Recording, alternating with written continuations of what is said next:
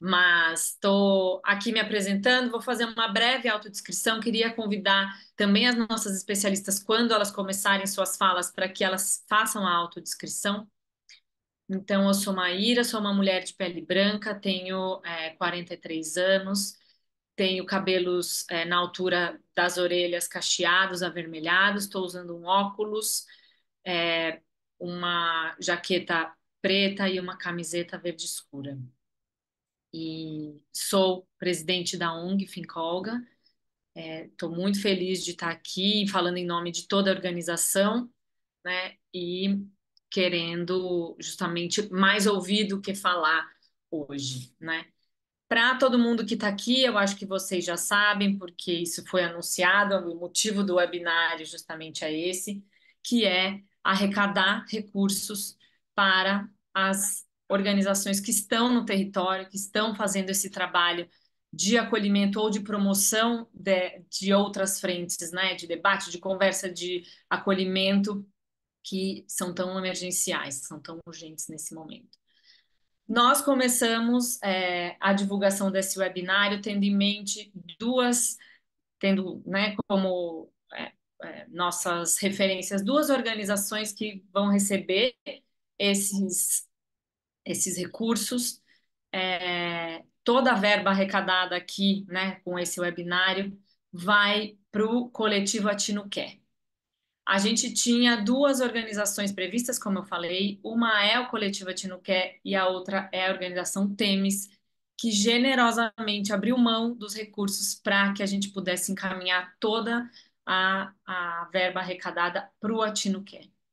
Eu vou falar brevemente sobre as duas organizações e um pouquinho também sobre a nossa missão aqui, para depois abrir a palavra para as nossas convidadas, que são as verdadeiras pessoas que a gente tem que ouvir hoje. Então, falando brevemente da Temis, a Temis é uma organização feminista do Rio Grande do Sul, né, que tem uma atuação antirracista e que atua para ampliar o acesso das mulheres à justiça e aos direitos humanos, né? Diante dessa crise, a Temis reativou um programa de ajuda humanitária que já existia na organização e está fazendo o acolhimento de mulheres, de parte da população, especialmente mulheres, é, sobretudo as que estão em situação de violência doméstica ou outros contextos de vulnerabilidade, né? O foco da organização são as trabalhadoras domésticas, que não por acaso também são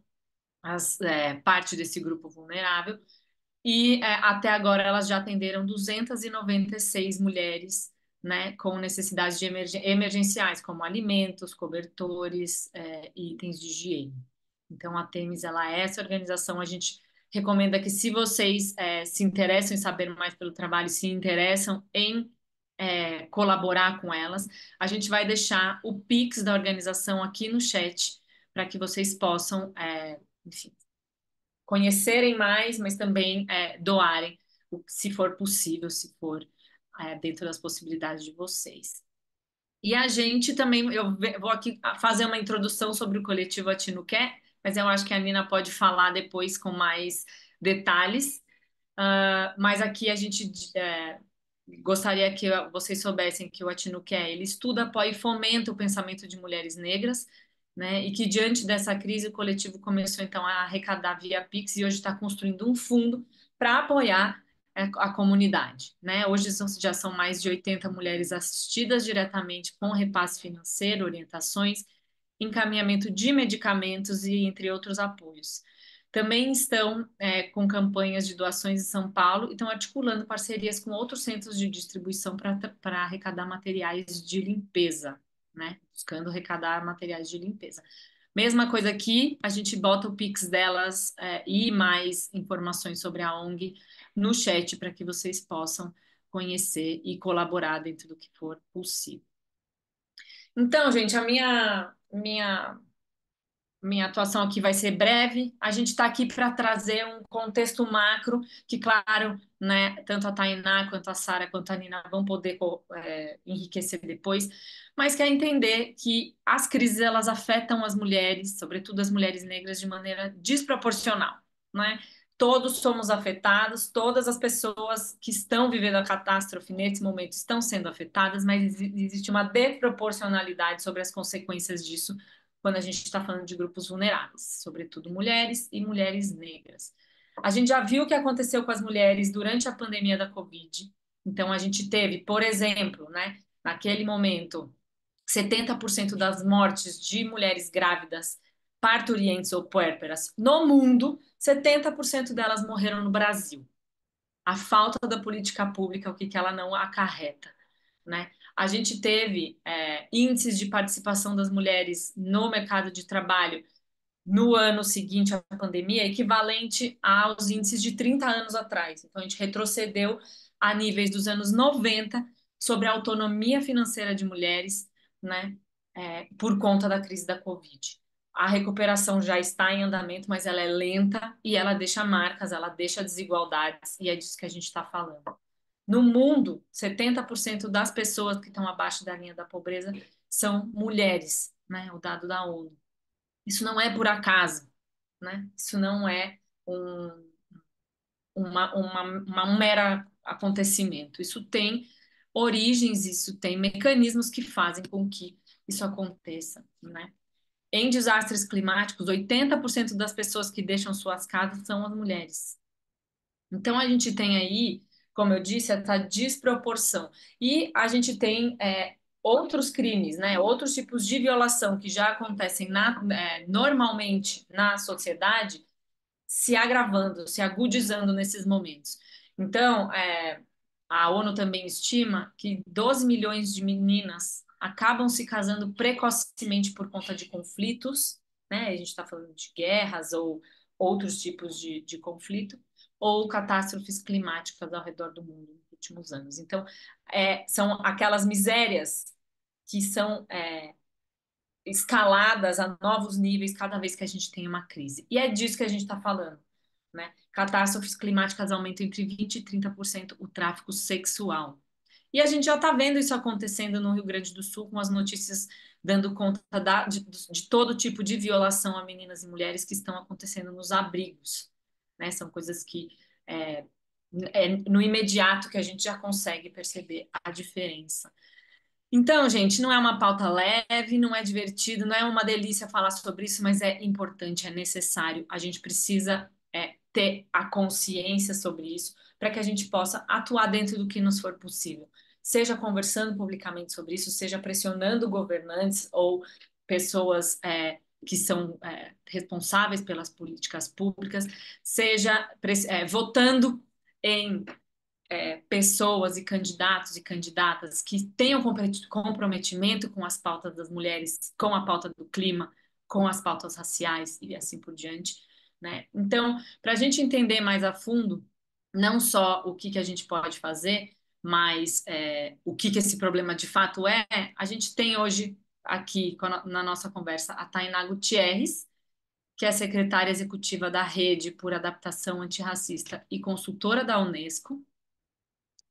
A gente tem a Sara Marques, que é a líder comunitária e integrante do coletivo Caranguejo Tabaiares Resiste, Rede de Mulheres Negras de Pernambuco, Rede por Adaptação Antirracista e GT de Gênero e Clima do Observatório do Clima.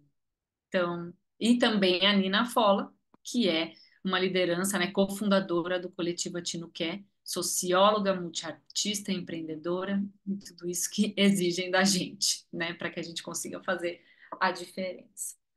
Eu queria que a gente começasse primeiro com a Tainá, né? Tainá, seria muito interessante se você pudesse nos dar um pouco esse panorama, né, de o que é que está acontecendo no clima e por que que as mulheres são as mais afetadas com as mudanças climáticas, para onde a gente deve olhar e com quais indicadores, né?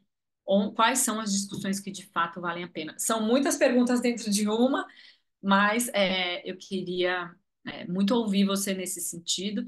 Lembrando que cada convidada aqui vai ter 15 minutos de fala para a gente não estourar o nosso horário. Eu queria pedir a atenção de vocês para que a gente mantivesse dentro dessa margem. E relembrando também, Tainá, se você puder começar se autodescrevendo. E agora a palavra é com você. Obrigada. Obrigada, Maíra. Bom dia a todas, a todos e todos que estão nos acompanhando e que possivelmente vão acompanhar a gravação. Começando com a minha audiodescrição, eu sou uma mulher negra de pele clara, com cabelo cacheado curto, eu uso óculos e estou usando uma blusa branca com os fios de conta do meu orixá, pois sou iniciada no candomblé, e brincos de búzios. E agora, devidamente apresentada, gostaria de agradecer imensamente pelo convite e pela oportunidade de somar essa mesa virtual tão importante sobre esse assunto que a gente precisa conversar, né?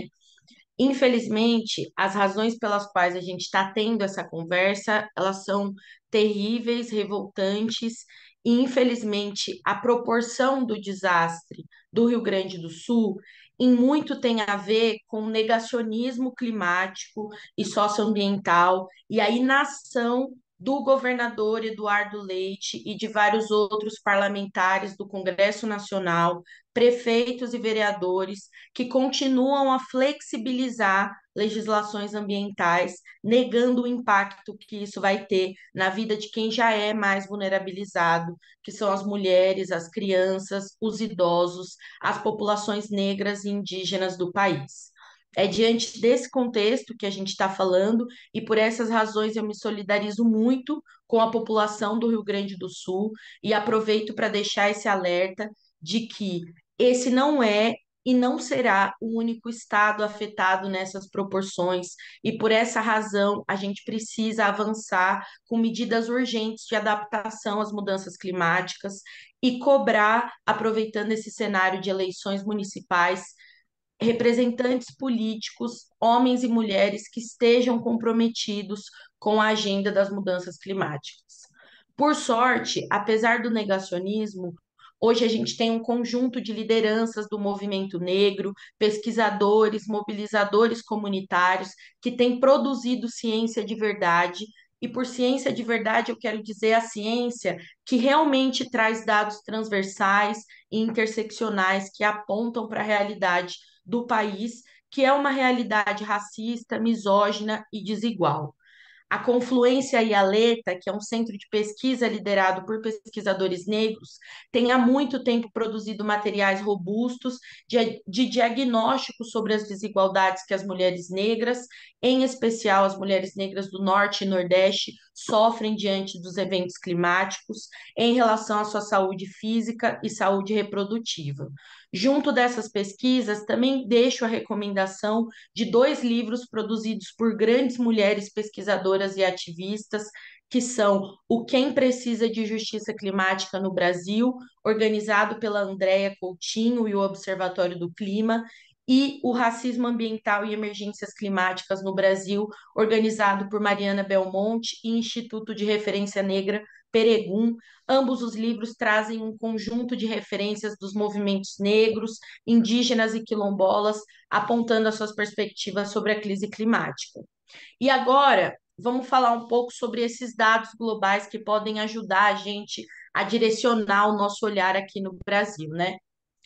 Segundo a pesquisa da Oxfam, né, os 20 bilionários mais ricos são responsáveis, em média, por 8.000 vezes mais emissões de carbono do que o 1,3 bilhão de pessoas em condição de pobreza no mundo. Desse bilhão, 70% são mulheres, que no Brasil chefiam 40% das famílias.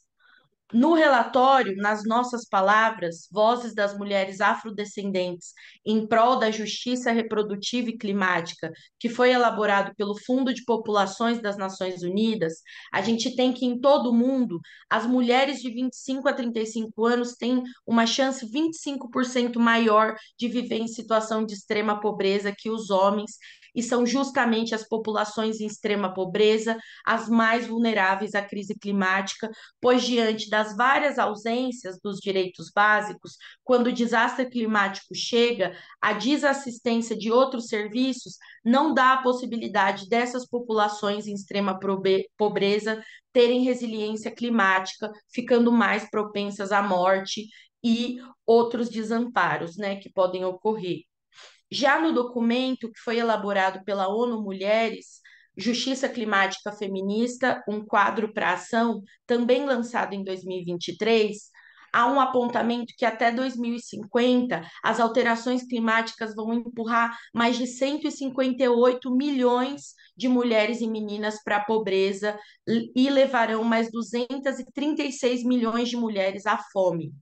A crise climática alimenta a escalada de conflitos, a migração forçada e, diante do contexto de deslocamento forçado, são também as mulheres e meninas mais violentadas sexualmente e acometidas a abusos e violências de diversas ordens. A gente viu essas denúncias no desastre do Rio Grande do Sul, o que provocou a mobilização dos abrigos voltados ao acolhimento exclusivo de mulheres e meninas, mas que a gente sabe que se esses dados estivessem sendo acolhidos pelo governador e pela sua equipe, esses acolhimentos exclusivos para mulheres e meninas já teriam acontecido previamente ao desastre, né? Mas para além das crises imediatas, a saúde das mulheres são afetadas por conta do aumento das temperaturas no longo prazo. A poluição atmosférica e a exposição ao calor extremo estão associadas ao parto prematuro, ao baixo peso à nascença e os problemas de saúde materna e complicação durante a gravidez, como a diabetes gestacional. Ao mesmo tempo, afeta os sistemas da menopausa, aumenta o estresse materno pré-natal, enquanto os metais pesados no leite materno têm sido associados à função imunológica anormal em recém-nascidos e alergias, atraso no desenvolvimento neurológico e distúrbios neuropsiquiátricos mais tarde na vida. E segundo dados da Agência de Proteção Ambiental dos Estados Unidos, os indivíduos negros e afro-americanos têm 40% mais chances de viver em áreas com os maiores aumentos previstos das taxas de mortalidade causadas pelas mudanças climáticas em temperaturas extremas do que os indivíduos não negros e não afro-americanos, evidenciando que os impactos vão acometer proporcionalmente mais mulheres e bebês negros ao redor do sul global. Para trazer um último dado global para reflexão, desde 1850, os países do norte global têm sido responsáveis por 92% do excesso das emissões mundiais, criando uma enorme dívida climática. Mas a gente não precisa de esforços para entender que são as pessoas indígenas, negras e pobres dos países do sul global que em nada contribuem para esse montante de emissões de gases do efeito estufa, que serão as primeiras a morrer pela crise climática. E por falar nessas tais emissões dos gases do efeito estufa, para quem não está conectado com o debate climático, é importante explicitar qual é o contexto do Brasil para que a gente consiga entender melhor como a gente resolve esse problema. O Brasil é o sexto país mais poluidor climático, responsável só por 3% das emissões globais. E ele é o sexto maior poluidor. E quais são os setores mais poluentes do Brasil? As mudanças do solo, ocasionadas pelo desmatamento, que correspondem a 48% do total de emissões, e, em segundo lugar, a agropecuária ou o agronegócio, com 27% das emissões nacionais. Ou seja, a gente não precisa de maiores explicações para compreender que é o desmatamento e o agronegócio que contribuem para a intensificação dos efeitos nocivos das mudanças climáticas. E é a partir da proteção das legislações ambientais, da demarcação das terras indígenas e quilombolas, que são os verdadeiros guardiões ancestrais das florestas e garantidores do equilíbrio climático no mundo, e da mudança de paradigma sobre a agricultura no país, é que a gente vai conseguir, de fato, reduzir mortes, os desastres climáticos e a vulnerabilidade das mulheres frente à crise climática. No nosso contexto brasileiro, não tem separação entre os retrocessos socioambientais e o aprofundamento da crise climática. E é por essa razão que a gente quer garantir melhores capacidades de tornar as cidades, os estados resilientes às mudanças climáticas. A gente vai precisar cobrar coerência política no que se refere à proteção socioambiental. E por proteção socioambiental, eu quero dizer preservar a natureza enquanto se garante a vida dos defensores dessa natureza, as mulheres negras, indígenas e quilombolas que estão na linha de frente da manutenção dos saberes ancestrais e da defesa do bem viver. Quando o governador Eduardo Leite diz que o poder público não tem estrutura suficiente para atender em todas as pontas, quando perguntado sobre o atendimento às comunidades quilombolas, e a CONAC aponta o racismo estrutural e ambiental no seu pronunciamento, a gente tem um exemplo prático do que está acontecendo. É a escolha de quem vai morrer primeiro diante a inação sobre as mudanças climáticas. O problema é que de tanto subestimar o problema, uma hora todos e todas nós, até mesmo aquelas pessoas inundadas no privilégio de ser pessoas brancas nesse país, serão devastadas pelos desastres climáticos. Por essa razão, o momento é de se aprofundar sobre a complexidade do problema, entendendo que resiliência climática tem a ver com repensar a segregação das cidades, o agronegócio, o combate ao desmatamento, e isso tem que ser feito agora. E já temos bagagem teórica e acadêmica suficiente, produzida por pesquisadores negros e indígenas que vivenciam essas realidades trazidas aqui. E o que falta é o poder público abrir espaço para que as soluções e as políticas sejam pensadas e implementadas por essas lideranças. A gente precisa de quadros políticos corajosos o suficiente para resolver os problemas de verdade. Não tem dinheiro no mundo injetado na defesa civil que vai ser suficiente para impedir a morte das mulheres e crianças negras e indígenas nesse país que está sendo construído dia após dia para segregar, excluir e vulnerabilizar as pessoas. Com isso, eu encerro e agradeço imensamente a oportunidade de estar aqui. Não sei se dei conta de tudo que foi pedido, mas eu espero que eu possa ter provocado boas reflexões. Obrigada.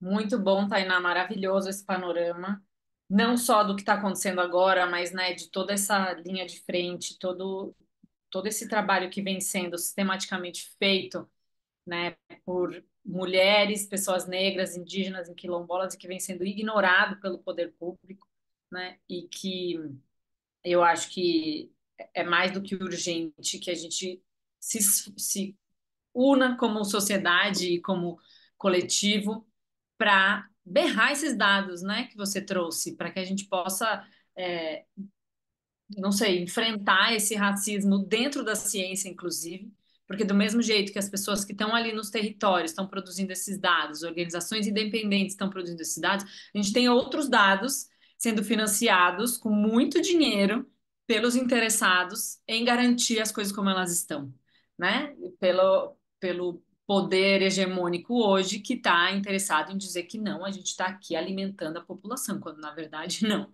estão expoliando o nosso país. Então, é absolutamente importante escutar tudo isso que você está trazendo e que a gente possa, com esses argumentos, dados e conceitos que você está trazendo, a gente possa escalar essa conversa e chegar em lugares onde ela não está chegando, e não é por falta de esforço, né? É por sistema mesmo, é intencional, mas acho que de maneira coletiva é possível a gente fazer isso acontecer. E eu queria agora convidar a Sara, né? A Sara tem uma experiência muito valiosa para nós, né? No coletivo Caranguejo Tabaiares Resiste e também no GT de Gênero e Clima do Observatório do Clima. Então, queria muito ouvir, Sara, de você a sua experiência no território, a sua experiência física, é, não só pelo que você aprendeu na sua vivência, na sua experiência, mas por todo esse trabalho maravilhoso que você vem fazendo. Então, a palavra é sua agora. Lembrando da autodescrição, por favor. Lembro, Audiodescrição. lembro sim. Eu sou uma mulher negra, cabelo trançado, tô com o cabelo amarrado, com os brincos laranjas, né? Uma mulher negra de turbante, meu brinco, e uma camiseta verde.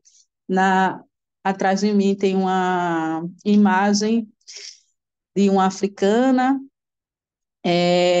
Tô de batom, sou uma mulher gorda, de batom vermelho. Então, eu sou Sara Marques, Thay, que bom, né? Ter mulheres negras que falem desse lugar. Eu até digo isso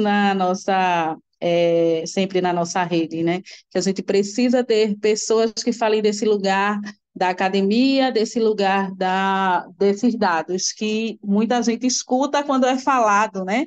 Por esse lugar. Mesmo com dificuldade quando são mulheres negras que falam. Mas eu venho falar, eu sou Sara Marques, eu tenho 42 anos, sou educadora popular, eu moro em Recife, Pernambuco. Queria falar da minha solidariedade, né, com o povo do Rio Grande do Sul, mas eu falo de um lugar que eu preciso, sendo uma mulher de 42 anos, ser uma cofundadora de um coletivo de resistência, né, de resistência para nos manter no nosso território. E isso conecta com tudo que acontece, né? Eu venho falar no lugar de uma defensora de território. E como a Taina bem falou, essas defensoras são, na maioria das vezes, as primeiras a morrerem. Inclusive, não só diretamente pelo que acontece com toda a ação, né, com toda a falta de estrutura do problema das mudanças climáticas com toda essa falta de estrutura, mas também no projeto político de morte, né, na bala, no projeto político de morte da fome. A gente viu que na pandemia, a primeira mulher que morreu no Brasil foi uma empregada doméstica, que nunca tinha pisado o pé, talvez nunca nem tinha sonhado de ir na Europa, porque é muito difícil o sonho para a gente, mas foi a primeira que morreu, porque sua patroa tinha pisado e tinha lhe colocado lá de frente para o vírus, e depois a gente sem estrutura com a saúde, né? Nós estamos aqui num território que fica na zona oeste do Recife. Eu moro na beira do canal, que deságua no rio Capibaribe. Deságua no Amaré e vai para o braço direito morto do rio Capibaribe. E nós, aqui no coletivo Caranguejo Tabaiares Existe, nós fazemos um trabalho diretamente com as mulheres e diretamente com essas defensoras, né? Nós somos 7 pessoas, entre 5 mulheres e 2 homens, todos negros e pardos. E a gente precisa estar todo dia em alerta, toda hora. Quando esse céu que é vendido pelo mundo do Recife, ele fica cinza, a gente não dorme. A gente tem um canal na beira, como eu disse, eu sou nascida e criada nesse território, e esse canal, quando eu tinha 9 anos, quando eu era criança, quando dava o pico de maré, a gente tinha caranguejo, peixe. E hoje a gente tem barata. A gente tem ataques de barata. E aí, a gente está aqui fazendo uma conversa sobre solidariedade, fazendo esse pedido de solidariedade ligado diretamente às mulheres. E a gente fez isso na pandemia, nós fomos linha de frente disso.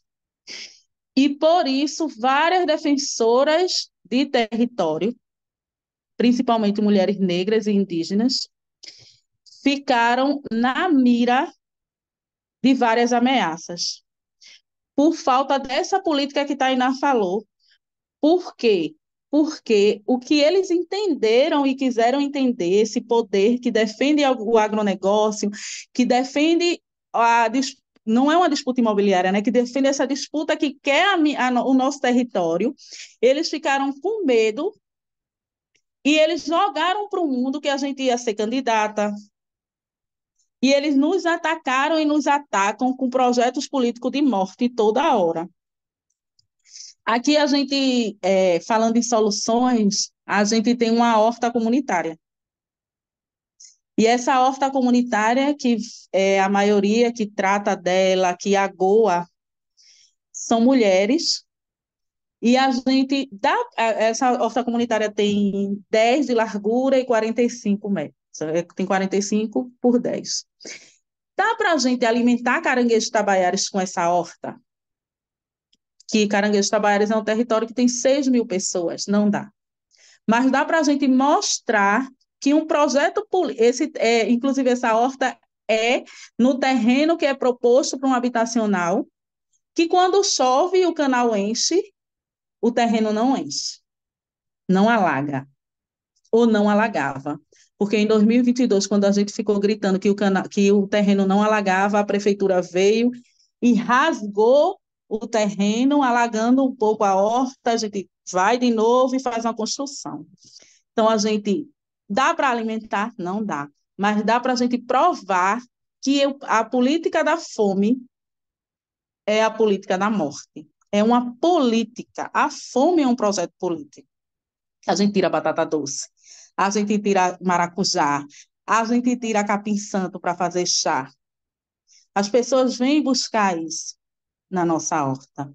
E a gente também tira isso da forma mais limpa, mais organizada. E eu comecei dizendo que Tainã fala de um lugar de dados que as pessoas escutam, e a gente, né, enquanto defensora de território, vai rasgando esses lugares e fala da ciência que os nossos foram ensinando, que as nossas foram ensinando. Porque essa ciência de ter uma horta comunitária foram as nossas que foram ensinando. Também comecei dizendo que estou e sou uma cofundadora do coletivo Caranguejo Tabaiara Resiste, um coletivo de resistência por moradia, por território, pela nossa casa.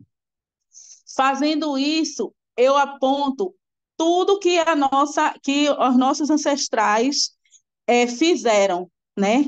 Porque sem território, sem terra, não há pessoas. E não há toda estando em Recife, né? Todo esse arrecife que protegem a cidade. Porque daqui de onde a gente está, quando a gente olha, tem um céu, um muro de prédios que vem nos sufocando.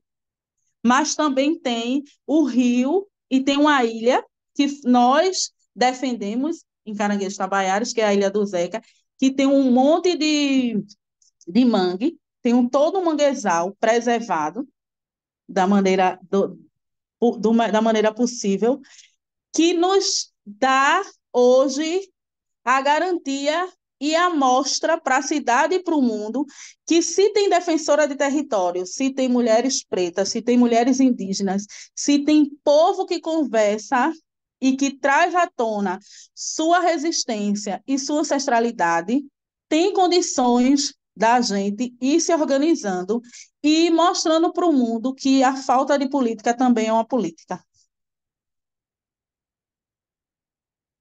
A falta de política é uma forma, porque política é a forma de conduzir, de fazer. E essa falta de política aí, de alguns, né, que fecham os olhos, a gente está aqui em Recife, e aí eu falo de Recife mostrando, né, que a gente vai aí discutindo o Rio Grande do Sul com a extrema-direita, mas aqui tem um populista, né? Tem um prefeitinho novo dos olhos azuis que pinta o cabelo de loiro e a polícia não para ele. Mas o meu filho, na porta da minha casa, a polícia para. Na horta que a gente cuida, a polícia vai lá e para. Então, isso tudo tem a ver com todo o setor que a gente vive, com toda a defesa que a gente precisa fazer dos nossos territórios e com todas as defesas que a gente precisa fazer das defensoras de território. As mulheres são as primeiras afetadas. Você pode ter certeza que somos nós que não dormimos quando a gente vê o céu trocar de cor. E aqui a gente tem soluções, por exemplo, a gente chama a Várzea de país. E aí tem o GRIS Solidário, de Joyce Paixão, que fez um plano de adaptação que bota uns pauzinhos na beira do rio e as mulheres ficam ligando para a Joyce e dizendo assim, ó, tá enchendo, tá indo até o terceiro pauzinho, vamos ver, dá para sair. O que é, ei, Joyce botou lá, o que é que, isso a gente trouxe para o caranguejo já, o que é que a gente separa na hora que a gente vê esse rio passar do terceiro pauzinho? Como é que a gente, né, com a nossa ciência ancestral, consegue fazer esse tipo de trabalho e o prefeito de uma cidade faz um plano de contingência que coloca escolas que, quando chove, não tem aula como lugar de abrigo. Como é que isso. A gente precisa discutir isso. E precisa se discutir isso frente a frente. E hoje, mais uma vez, infelizmente, com a tragédia, escancara toda a desigualdade desse país. Porque é muito difícil a gente escutar um governante dizer assim: a gente tem várias pautas, e aí desumanizam a gente. A gente fica numa pauta de talvez, eu vou pensar se as pessoas devem estar dando mesmo, mandando doações, ou se eu vou gastar o dinheiro daqui, ou se os comerciantes vão dar. Primeiro, ele tem que pensar nas pessoas e nas pessoas que estão mais vulneráveis, mas eles deixam vulnerável porque eles querem que morra, porque é um projeto de morte. Mas, como disse Conceição Evaristo, eles combinaram nos matar, nós combinamos de não morrer. E a gente vai se tentando se salvar e fazendo essas teias, inclusive com os nossos tentando também, porque a falta de educação e esse jogo milenar da divisão nos mata, né? Eles não escutarem o que a gente traz de toda a nossa ancestralidade e de tudo que a gente fez para montar, mesmo com toda a falta de estrutura. Eu chego a 43 anos em Caranguejo Tabaiaras. Então, Conta tudo. isso já prova muita coisa. Meus pais se conheceram aqui, se casaram aqui, e a gente fala deste lugar. Mesmo com todos os projetos de morte, Nina está aí. Vai falar agora. Vai. Te agradeço, Sara. Adoraria que a gente tivesse todo o tempo do mundo para poder te ouvir, porque realmente eu acho que falta, falta um caminho para a gente, como sociedade, entender essa realidade que está imposta e a gente possa, né, contribuir, cada um dentro do seu papel, né? Eu vou passar para a Nina. Deixa eu Não só quero. falar uma coisa. Caranguejo Tabaiares resiste. Muito bom. Nina, eu passo a palavra para você. A gente, infelizmente, às 11 em ponto, o Zoom vai fechar essa sala, então eu vou ter que ser muito chata com os horários, mas Nina, é com você. Obrigada. Sou negra, sim, reconheço essa minha posição. Muito além de qualquer discriminação, eu ando de cabeça erguida, minha irmã. Eu ando de cabeça erguida, minha irmã. Então, bom dia. Ao som da torrencial chuva aqui em Porto Alegre, eu falo com vocês hoje. Quero agradecer. Primeiro, pedir licença a todas e todos e fazer a minha descrição. Eu sou Nina Fola, eu sou uma mulher negra, estou de turbante com tigradinho, de batom e também com meus fios de conta, uma blusa cinza e estou no meu escritório, que atrás de mim tem um pouco dos meus livros, né? Porque eu sou uma pesquisadora há mais de 25 anos sobre as questões raciais e comecei muito antes de entrar na universidade a fazer essas leituras para entender quem era eu nesse mundo e por que que as oportunidades para mim eram tão difíceis ou tão negadas, né? É, e graças ao samba, à religiosidade de matriz africana, que aqui é chamada de batuque, a capoeira. Eu me constituí nessa mulher, né? Inclusive, conheço a rede de mulheres aí de Pernambuco, algumas pessoas muito importantes na luta, e aprendi muito com o movimento social, aprendi muito com o movimento de mulheres negras, né?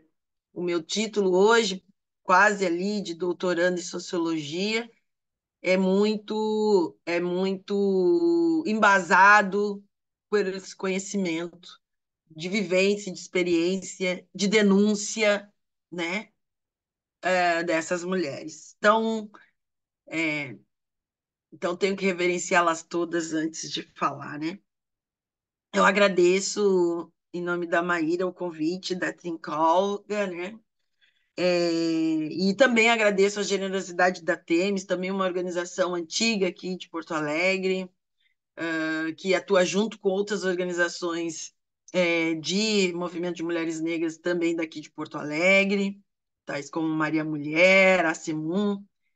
E eu sou cofundadora desse coletivo, a Tinuqué, que começa em 2015 conosco, né, nessa abertura, né, nessa luta que nós, Movimento Negro, fizemos para estarmos na universidade, e a gente começa a entrar em forma massiva, né, nós, mulheres negras, e as bibliotecas universitárias, né, os currículos não falam de nós, não pensam em nós, e muito menos são escritos por nós, né? A gente sabe que o referencial teórico acadêmico é branco, masculino e europeu. Então, nesse sentido, a gente começou num grupo de estudos sobre o pensamento de mulheres negras, começamos a garimpar, né, lá em 2015, as teorias, os textos de mulheres negras para subsidiar nossas pesquisas. E em 2016, a primeira turma do grupo de estudos entendeu que isso não era só um processo individual de cada uma, mas sim um processo que devia se coletivizar, né? E que era a força, primeiro que era um espaço necessário para a gente se curar, né? Do racismo epistêmico, né? Do racismo institucional que a gente sofre dentro da universidade, né? Quando a gente leva, às vezes nem sendo, né? Eu na graduação não era cotista, mas a gente leva, né? Esse carimbo cotista como se fosse uma coisa ruim, né? E isso vai sendo levado de uma forma doentia e para as nossas escritas, né? É muito comum nós, mulheres negras, sofrermos radicalmente dores e processos de doença mental durante a escrita acadêmica, né?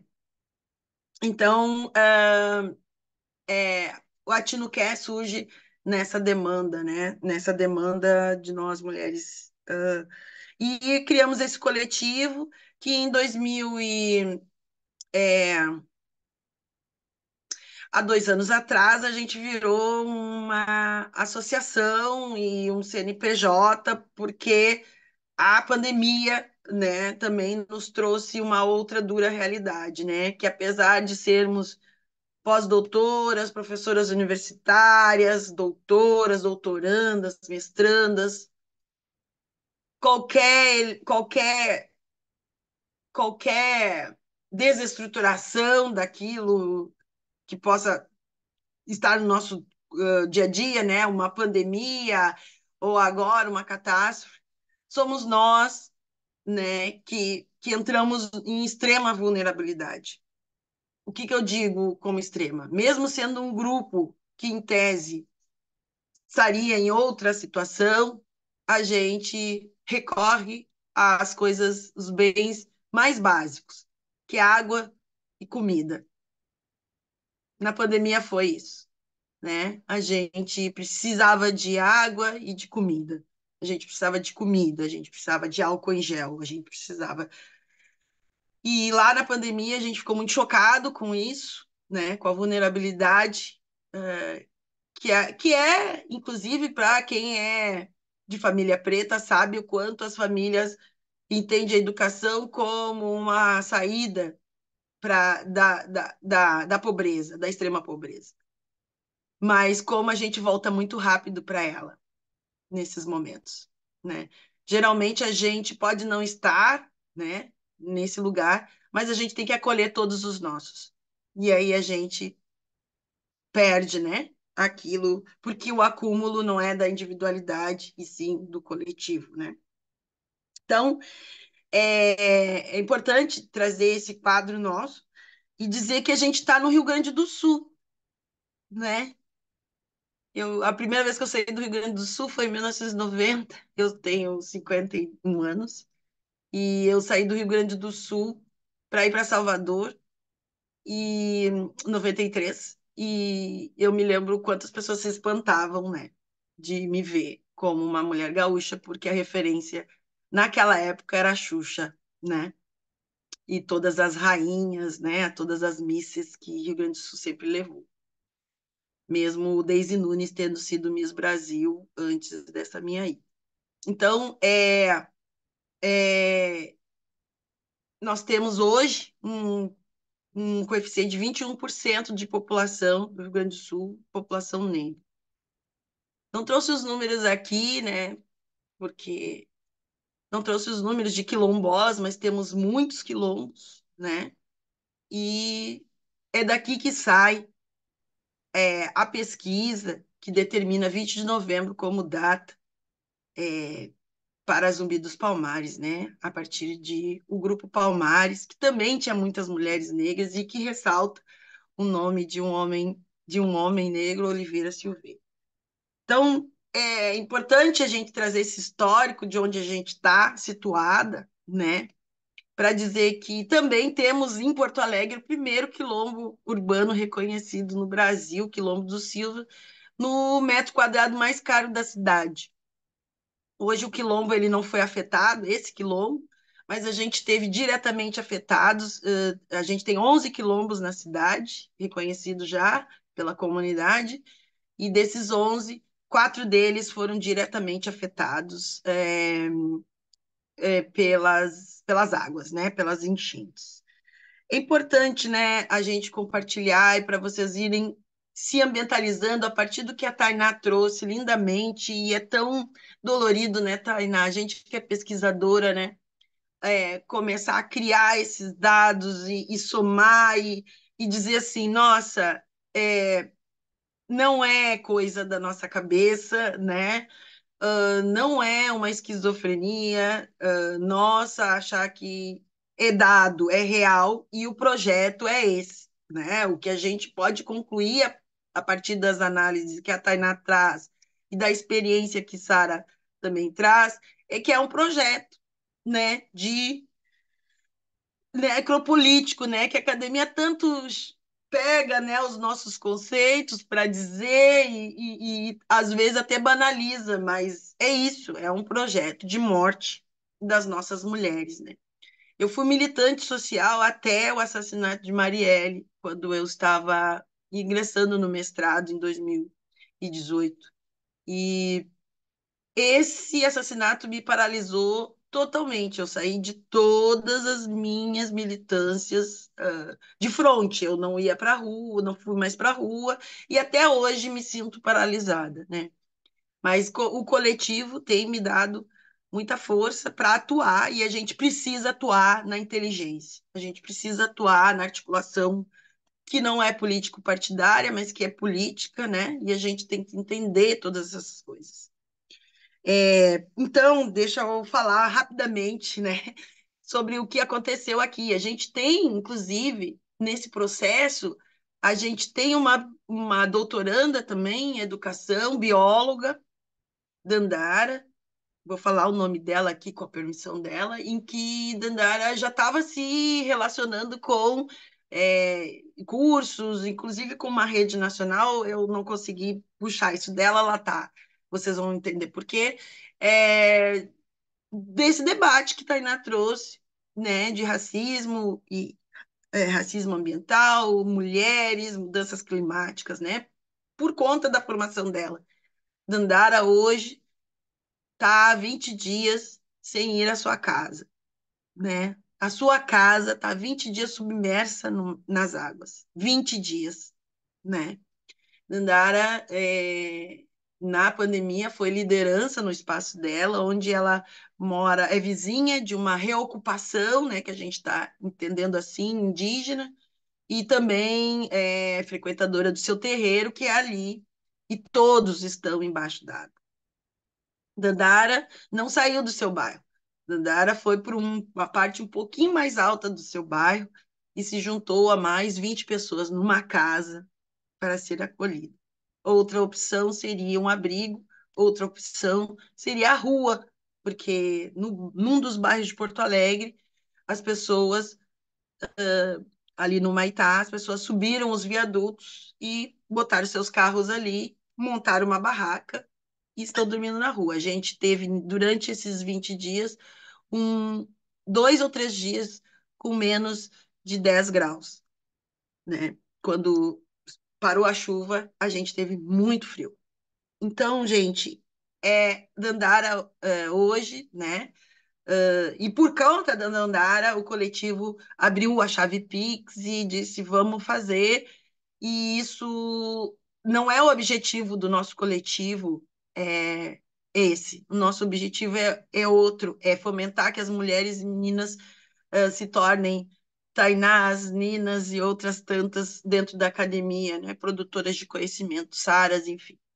Mas a gente, no momento desse, a gente tem que parar os nossos objetivos para voltar a nos dar comida, a nos dar proteção, a nos dar acolhimento, né? Porque o que se pediu, quais foram as primeiras demandas dessas mulheres? Água, cesta básica, eu anotei aqui, é água, cesta básica, depois, né, ajuda aos seus familiares, medicamentos e apoio psicológico. É nessa ordem que as mulheres pedem ajuda num momento como esse. É nessa ordem. Então, o que que a gente fez? A gente, com esse fundo, com essa emergência, né, com esse Pix emergencial, e a gente agradece muito porque a gente levantou um volume considerável de 2 dígitos, mais de 10 mil reais, e a gente conseguiu distribuir para a Dandara, distribuir para a Daiane, que também perdeu, distribuir para a Nica, que também perdeu, distribuir para outras tantas que perderam suas casas. Essas 3 não voltaram ainda, mas tantas outras tiveram que sair de suas casas e ir para outras casas, porque as águas tomaram muitas partes de Porto Alegre, região metropolitana, dinheiro para elas poderem trabalhar com a compra naquele lugar, porque a gente ficou em vários segmentos ilhados, não dava para circular na cidade para entregar. Então, essas mulheres tiveram essa autonomia. E a gente começou a administrar isso. Mas também começamos a perceber a grandiosidade da calamidade, quando Diana diz que entre os 11 irmãos, 9 perderam tudo. E a gente sabe o quanto a família é importante para a gente reestruturar. Se a família toda perdeu, cerca de 45 pessoas negras, a gente não tem esteio para reestruturar. E aí a gente pensou em criar esse fundo para dar suporte de médio e longo prazo, né? É para isso que a gente está ainda com a chave Pix aberta, para a gente ajudar essas mulheres, porque daí veio as ajudas, né? Desmentindo as fake news de que eram proibidas as entradas de caminhões, enfim, esse processo, nem vamos perder tempo aqui, mas as ajudas chegaram, né? E a gente começou a monitorar e ver se chegaram para as nossas pessoas, com muita dificuldade chegam para nossas pessoas, mas a gente denunciou cedo e as coisas vão indo. E aí, a gente está aqui nesse fundo, já estou concluindo, tá?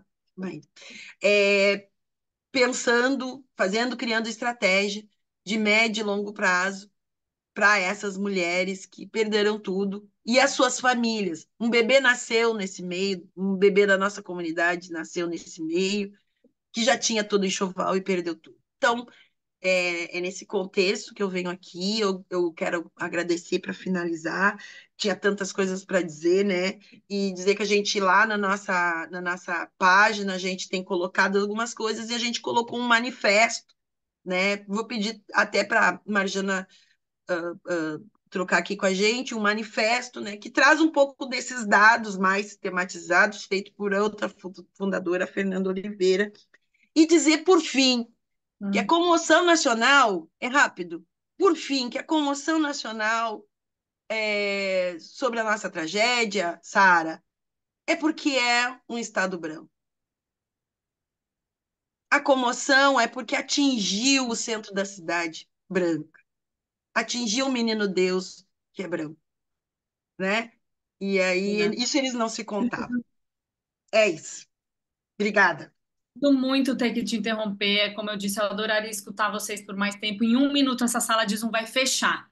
E Sim, eu tenho uma obrigação aqui com todas as pessoas que contribuíram, que é explicar para elas que a gente vai ter na nossa comunicação institucional, no Instagram, na nossa newsletter, em todos os canais da Fincolga, a prestação sobre as doações. A gente vai contar, né, agradecer todo mundo que doou, contar sobre o montante que vai ser transferido e que esse webinar vai ficar gravado. Então, nos nossos conteúdos, a gente vai divulgar fragmentos, vamos contar um pouco sobre o conteúdo do que foi debatido aqui, e as pessoas vão poder assistir na íntegra. Então, de novo, agradeço imensamente. A qualquer minuto essa janela vai fechar, mas foi um prazer enorme ouvir vocês. Agradeço muito pelo tempo de vocês aqui hoje conosco. É, esse debate vai continuar nas nossas redes sociais, nos nossos canais oficiais, e a gente tem toda a intenção do mundo de manter essa conversa viva. Como você disse, Nina, não como uma comoção nacional que logo muda de foco, né, e que se perde, e sim com uma consistência na comunicação e na pressão sobre os governantes, né, na pressão sobre quem tem a caneta pesada e que precisa fazer seu trabalho que não está sendo feito. principalmente. Principalmente. Agora a nossa postura tem que ser política nas urnas e tem que ser, porque não dá, não dá. Mais uma vez, obrigada a todos, a todas. Na verdade, só tem mulheres escutando esse papo hoje, o que também é sintomático. Sim, É muito bom estar entre mulheres, mas essa é uma conversa de todos. E eu sim. deixo aqui um agradecimento da Fincolga, mais uma vez, a todos vocês. Muito obrigada. Obrigada a todas. Obrigada, pessoal. Firme. Nina, manda o contato, tá? A gente precisa se conectar. Vamos, precisamos. Tainá também. Tá. Não sei, ali tem um. Eu estou num grupo, se desse para a gente trocar, por favor. A gente precisa estar juntas, né? E falando sempre juntas, né? Precisamos.